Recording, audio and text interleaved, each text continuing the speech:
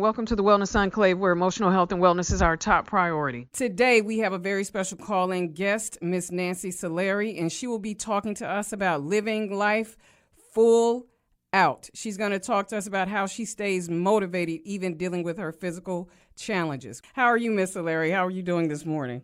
Oh, I am great. Thank you so much for having me.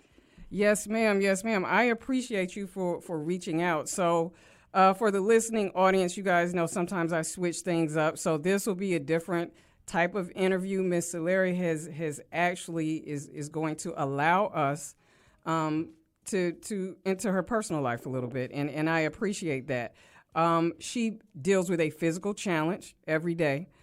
She is legally blind, and I really am glad that you reached out to me because I think that the audience would really benefit from your story and kind of understanding how, hey, I sometimes it gets difficult, but I still have to stay motivated, and I have to look at things from a holistic perspective, not just what the physical challenges are, but how is it impacting me emotionally, and how is it that I can continue to move forward. So again, I appreciate you for allowing us to have some insight and for you sharing personal stories. So I really appreciate that. Well, you're very welcome. Thank you. So can you tell us a little bit about your story? Sure. So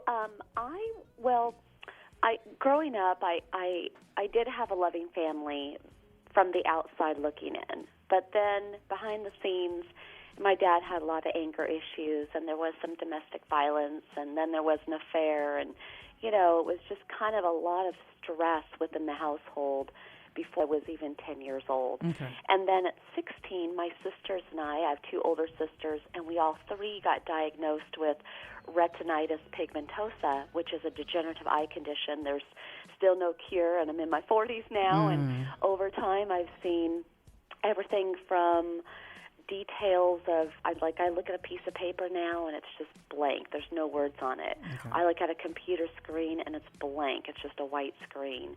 Or if I look at somebody's face, I can't really see their faces. It's kind of all a blur. So all the details have gone away.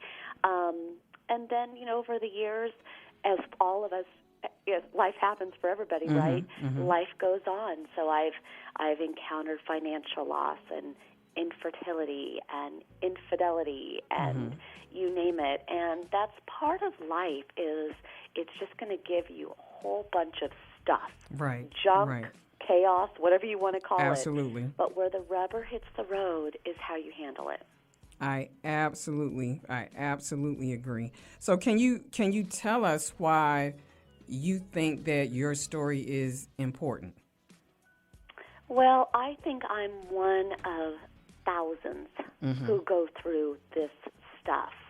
The only thing is I'm proud to talk about it because I think that sometimes it's the wounds that we get in life.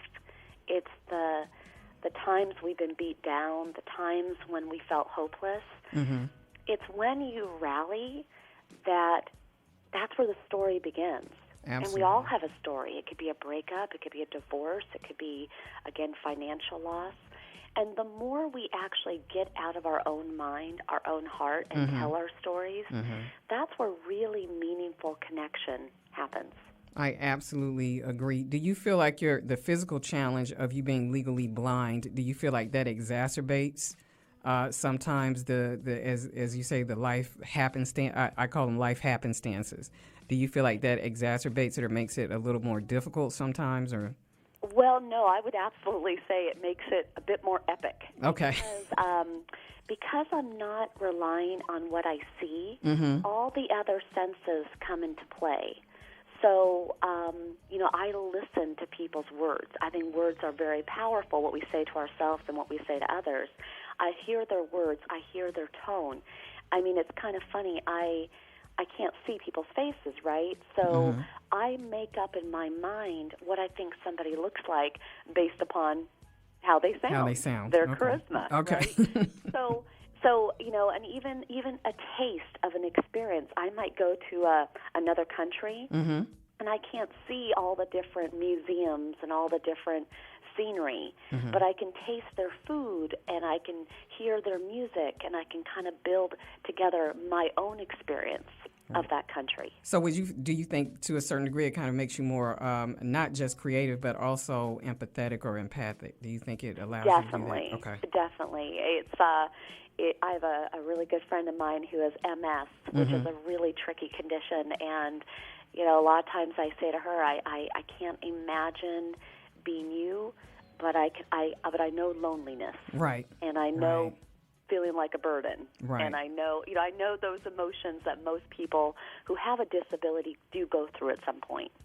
So let me ask you this, because you kind of indicated, so to speak, that the condition progresses. What was your life like before your condition or the blindness progressed to where you are now? Like, how active was it? What were you doing? And how did you have to make adjustments, well, periodically? Again, diagnosed at 16, but I would say in my 20s is when it took the biggest jumps. Like every couple of years, it would get a little bit worse and then more worse and then more worse. Right. But before that, I was driving. I was really busy going after a music career and a television broadcasting career.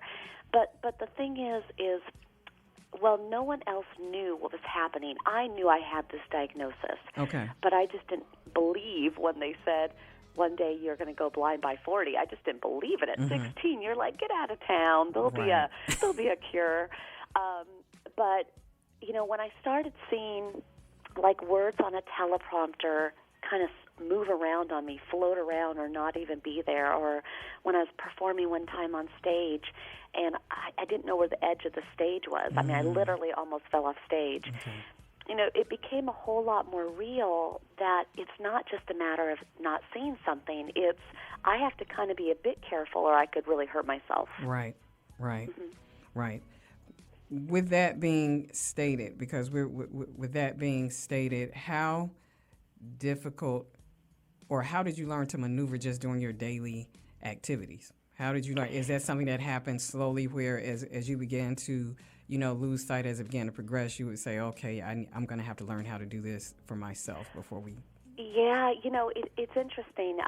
After enough falls and hitting my head and, you start to figure things out. I think, as the vision started to disappear, all of a sudden those poles in the middle of the sidewalks were right there in front of me, and I would hit them. Okay. Or, even the smallest crack in the foundation could make my foot uneven when I step because I wouldn't see it, right?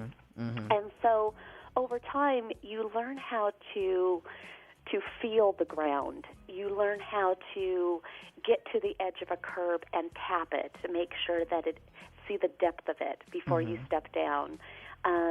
You learn how to walk feeling your hands out just a little bit so that you feel the wall before you hit the wall. Okay. Or when someone brings a plate of food, I take my fork, of course, but I might tap and just kind of see where things are on the plate so I have some anchor to the location of the carrots versus the steak, right? Right. And so you start to get really good at navigating and anticipating. Okay. But honestly, those are some good life lessons, right? We want to navigate life. Absolutely. We want to anticipate life. Absolutely. Do you ever have, and you, of course, you don't have to answer this question if you don't want to, do you ever have concerns about when you become older? Because right now I'm gonna make an assumption. I know we're never supposed to assume, so please correct me if I'm wrong. I'm going to make an assumption that you have a pretty powerful support system around you, no matter how small or how large. They're really good people around you that are helping you navigate this process. But and I'm asking because I'm in my 40s as well. I'll be 50 this year. I don't have any siblings and I don't have any children. So that means I have to look very heavily at estate planning in terms of how I'm going to take care of myself. My engineer is laughing at me. So I'm asking you this. So your concerns about the future as you become older, is that something that you think about? It's like, okay, I'm going to be, I'm already legally blind. Some of the people that are working with me, they may pass away or transition before I do. Are those things that you think about, or? I love that you asked this question, and I think about that as well, because I don't have children. I have two sisters, but what if they go before me? Right, right. And so What I have learned, though, is that, for example, when I go somewhere and I'm taking my Lyft or my Uber, and I ask somebody, and they don't have to, I will ask them, can you walk me to my suite number? I don't see very well. Okay. I think I've only had one person in all my time say no, and it's just because he didn't speak English well. Right. And I don't think he understood my request. But most times people are like, absolutely.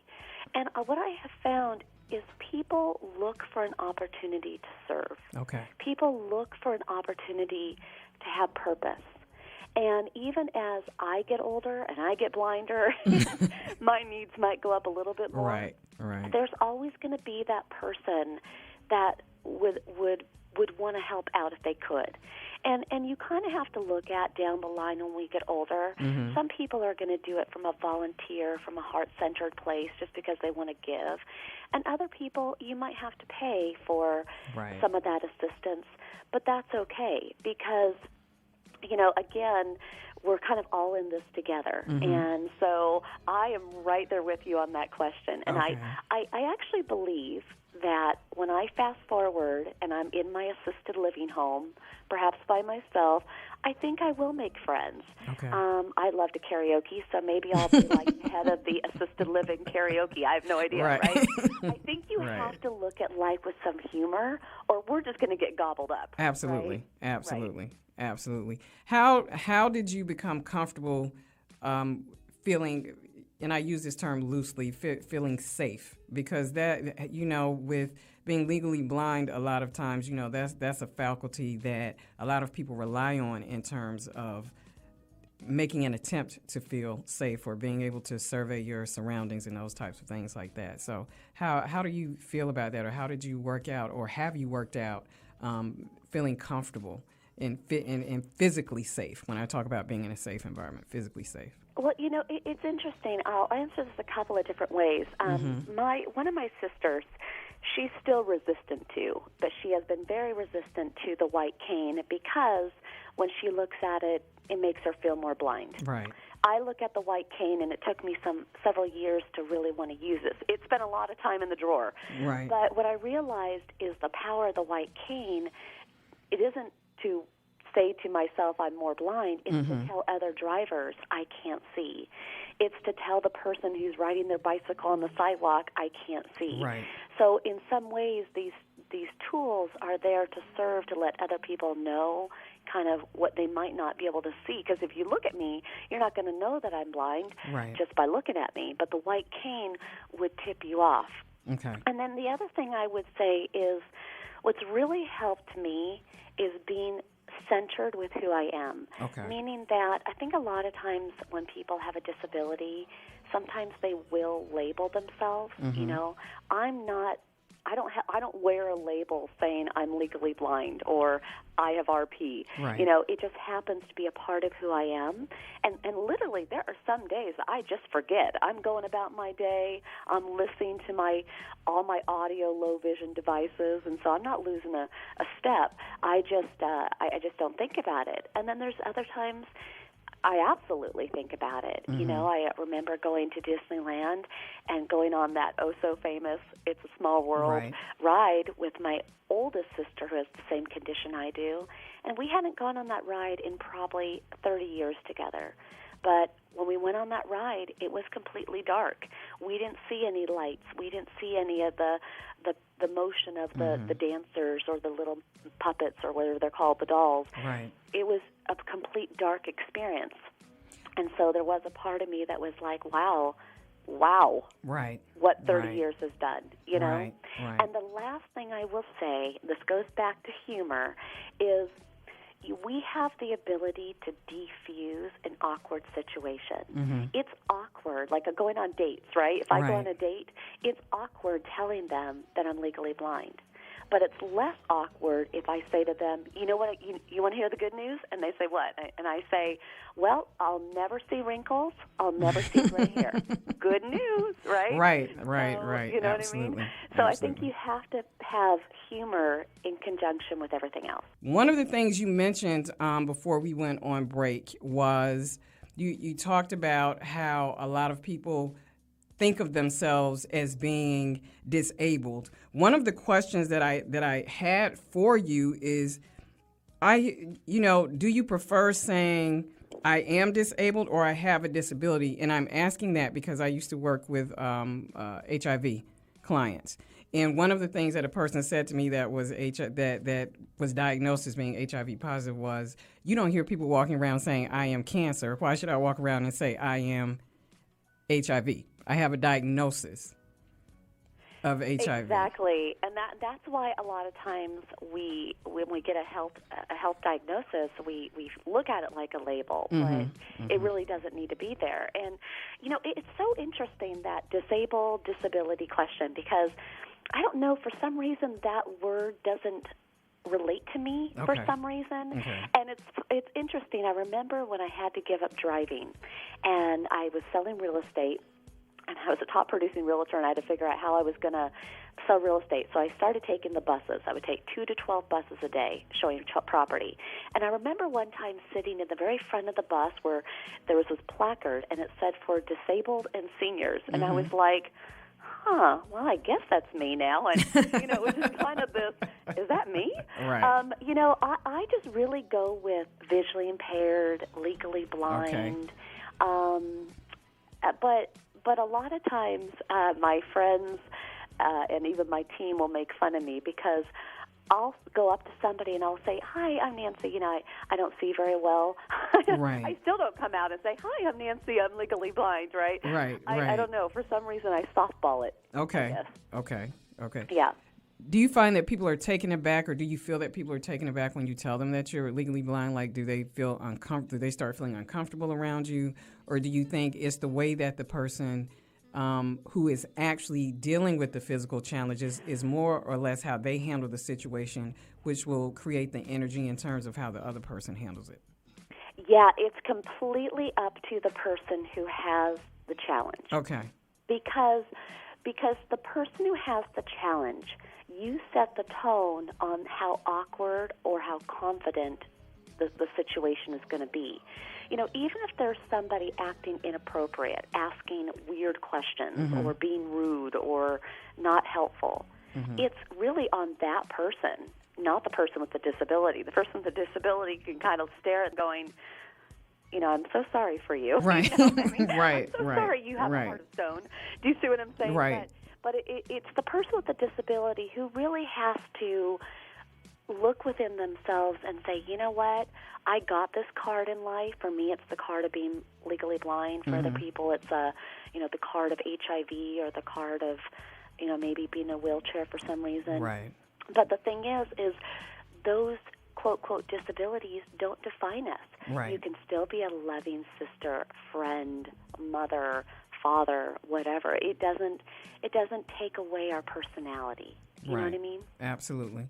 And also, I heard you say prior to break that you are very centered in who you are, and that to me kind of moves into that. That's one of the ways that you kind of cope emotionally, mentally, and those types of things. And we know becoming centered, that's a process, and sometimes it's an ongoing process. One of the questions, though, I do want to ask you is, do you ever have bad days, and what do those bad days look like? For instance, do you ever experience self-pity or anger, and it's solely related to your challenge?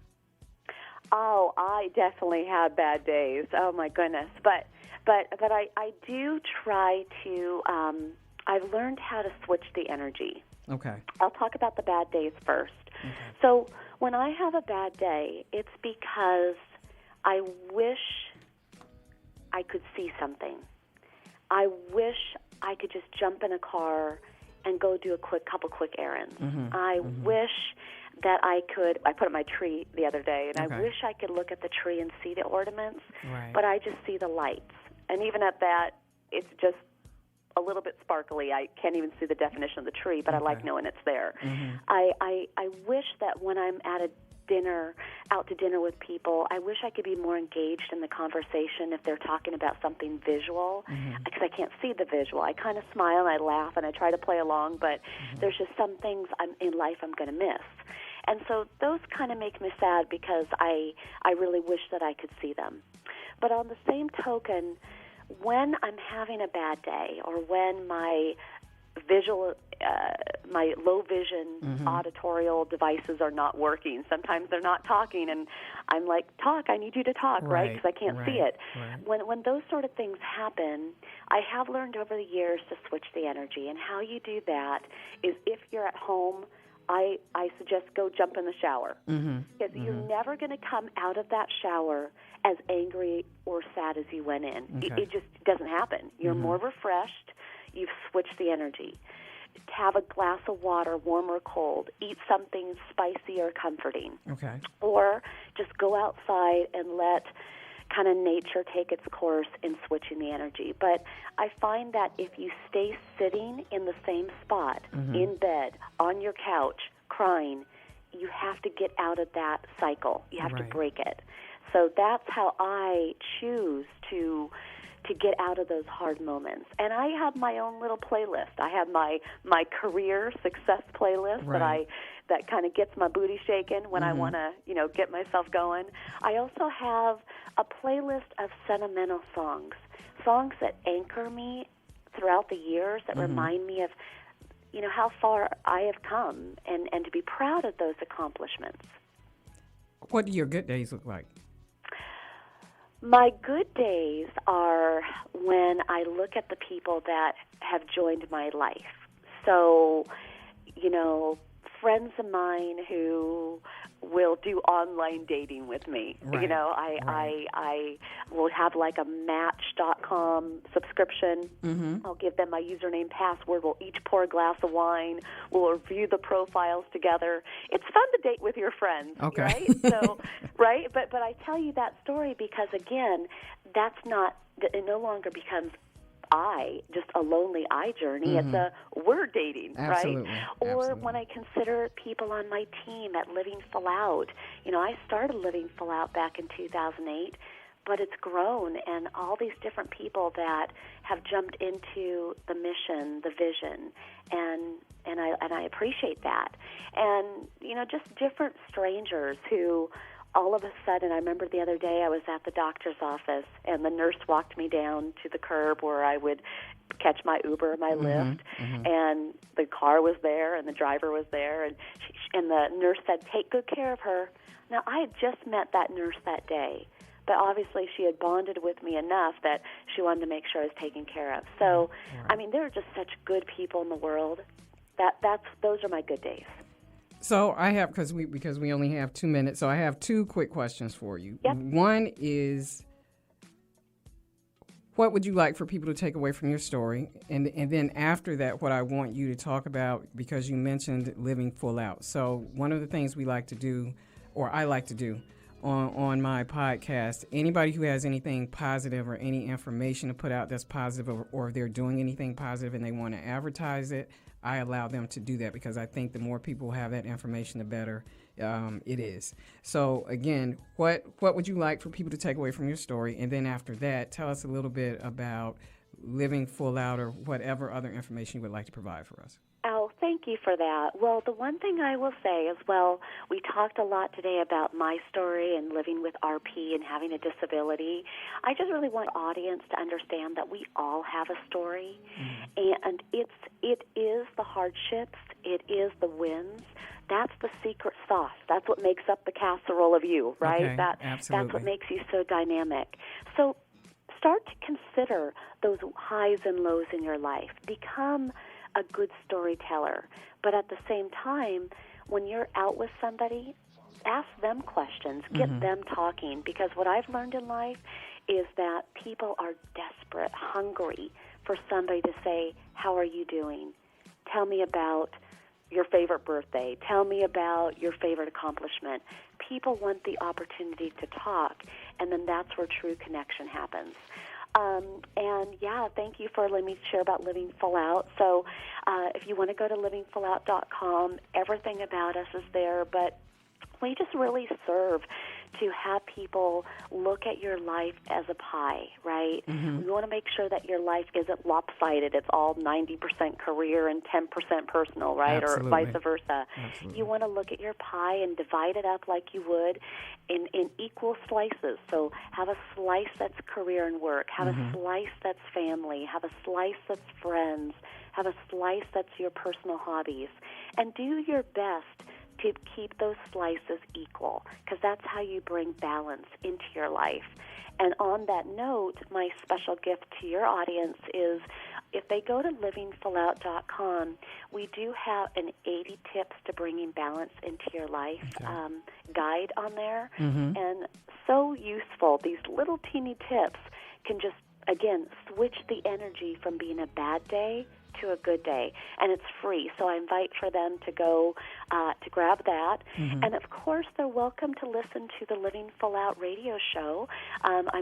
Your podcast is stellar and so inspiring. Thank you. And if they would like to, join us, we're every Saturday, but they can go to livingfullout.com to listen right there, or you can actually go on Alexa or your app store or wherever and just look for Living Full Out Radio. We'd love to have you join us.